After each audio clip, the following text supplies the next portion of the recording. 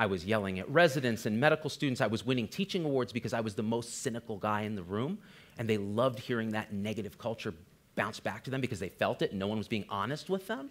I was poisoning people around me.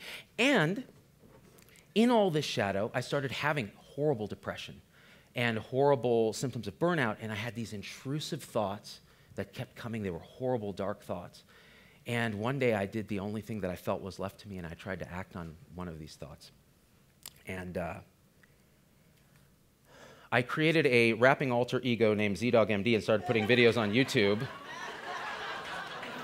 What I saw was a lack of education, a lack of focus on prevention. The word doctor comes from the Latin docere, which means to teach. Where were we teaching?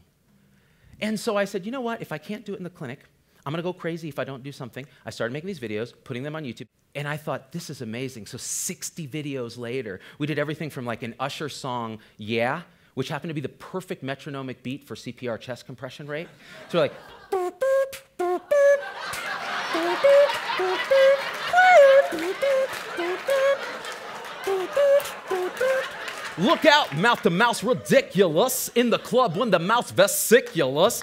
And so I was awakened to sort of what are my unique gifts? And I saw a chink in the matrix. You know, the matrix, that healthcare system that's pulled over our eyes to blind us from the truth that we are a slave. I started to see that it was an illusion. And once you start to partially unplug from the matrix, it's very hard to go back. You take the red pill. And I started thinking, imagine if we could actually educate patients in a space, in a sacred space, in a clinical setting. Wouldn't that be amazing? I wish we could do that. Sometimes when you wish, a fairy godmother comes down and sprinkles you with dust and magical things happen. Sometimes when you wish, this comes down.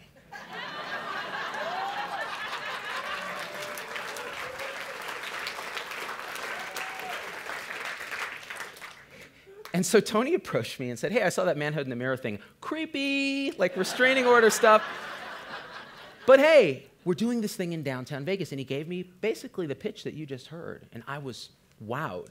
But I was like, what does this have to do with me? He goes, well, there's like 18% of the GDP that we're missing, healthcare. You're clearly insane. Why don't you quit your job at Stanford, move your wife and kids to downtown Las Vegas, and see if you can fix healthcare. I'll give you a little money to try. And we started Turntable Health in a truncated way on this slide. And what this was we said, listen, if we focus on prevention, that means no more fee-for-service insurance bastards telling us to do more things to people. It's a flat membership fee. In fact, it's the cost of 5 items at Whole Foods. It's $80 a month. You get unlimited access, not just to a physician, but to a team.